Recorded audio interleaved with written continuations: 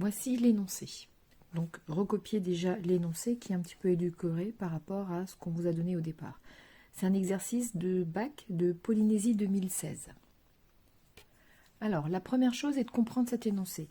Déjà, qu'est-ce que nous savons? Nous savons que U indice n plus 1 est égal à 2 fois U indice n plus 2n carré moins n. Et également que U indice 0 est égal à 2. Ces deux informations-là, on peut donc les utiliser à tout moment. Et la première, notamment, est vraie pour tout entier n.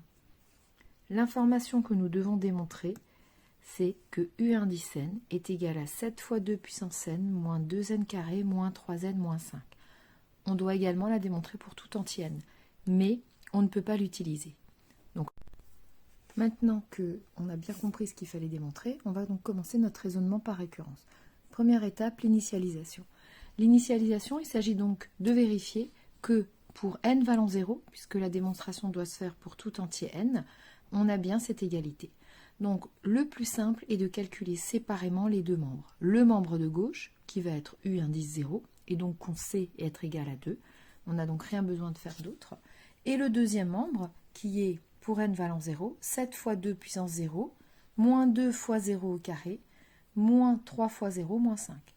2 puissance 0, ça fait 1, ce qui fait donc, on a 7 fois 1, moins 0, moins 0, moins 5, ce qui nous donne 2. Et on peut donc en déduire que la propriété est initialisée, puisque le membre de gauche vaut 2, et le membre de droite vaut également 2. Propriété initialisée. La deuxième étape, l'hérédité. On a notre propriété au rang n, qui est celle soulignée en rouge. On va donc considérer un entier k pour lequel cette propriété est vraie. Donc l'égalité que je vais écrire, U indice k est égal à 7 fois 2 puissance k moins 2k au carré moins 3k moins 5 est vraie pour uniquement l'entier k. Et nous, on va devoir montrer qu'elle est alors aussi vraie pour l'entier suivant, c'est-à-dire l'entier k plus 1.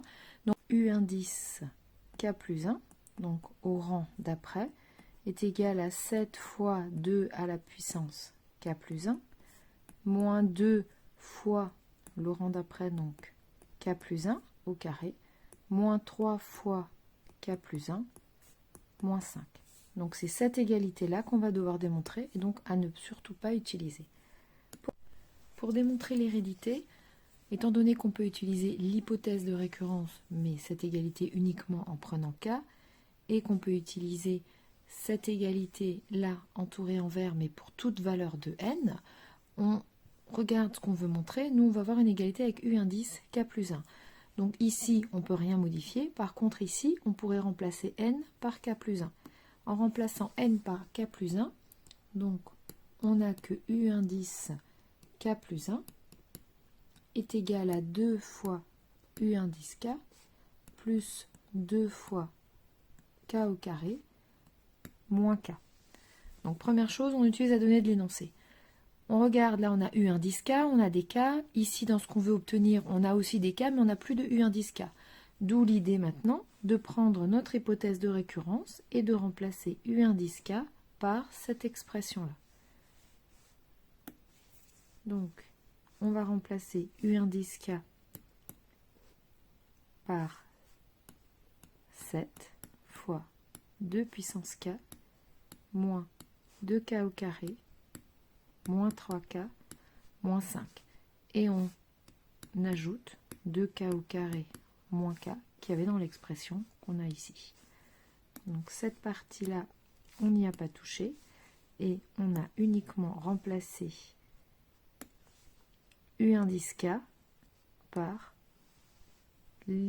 cette égalité, cette fois 2 puissance k moins 2k carré moins 3k moins 5 en utilisant l'hypothèse de récurrence. Maintenant, on développe. On obtient donc 2 fois 7 fois 2 puissance k. On distribue notre 2 à toute la parenthèse. Moins 2 fois 2k carré, ce qui nous fait moins 4k carré. 2 fois moins 3k, moins 6k. 2 fois moins 5, moins 10. Plus 2k carré, moins k. On continue à simplifier.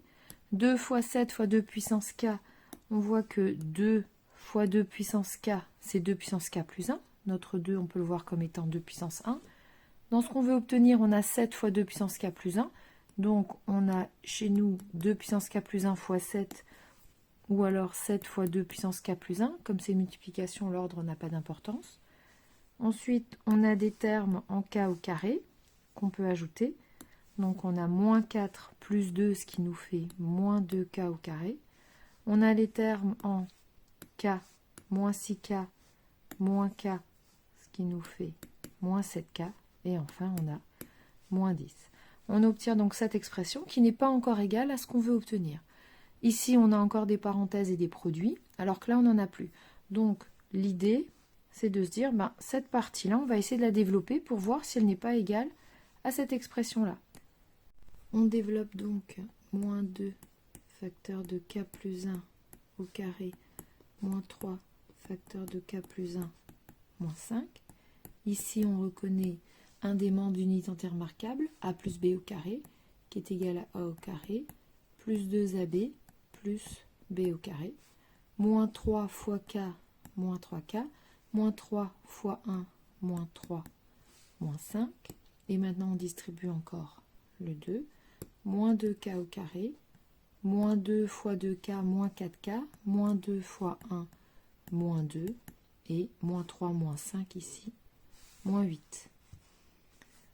Une dernière étape pour simplifier cette expression. On a un terme en k ici et un là, ce qui va nous donner moins 7k. Et on a ensuite un terme constant, moins 2 et moins 8, ce qui nous donne moins 10. On obtient donc moins 2k au carré, moins 7k, moins 10, ce qui correspond bien à ce qu'on voulait obtenir ici. Donc cette expression-là que j'ai soulignée en rose, est égale à celle qu'on veut obtenir ici. On a donc montré, on peut donc remplacer finalement, donc là on est en train de calculer u indice k plus 1. Je reprends ce calcul et je garde 7 fois 2 à la puissance k plus 1. Mais je remplace moins 2k au carré, moins 7k, moins 10, que j'ai ici, par moins 2 facteur de k plus 1 au carré, moins 3 facteur de k plus 1, moins 5. Et ce qui est bien, la propriété au rang k plus 1 qu'on voulait démontrer. Je peux donc en conclure que ma propriété est héréditaire. Puis, dernière chose, la conclusion finale. Initialisé au rang 0 plus héréditaire, donc vrai pour tout entier n.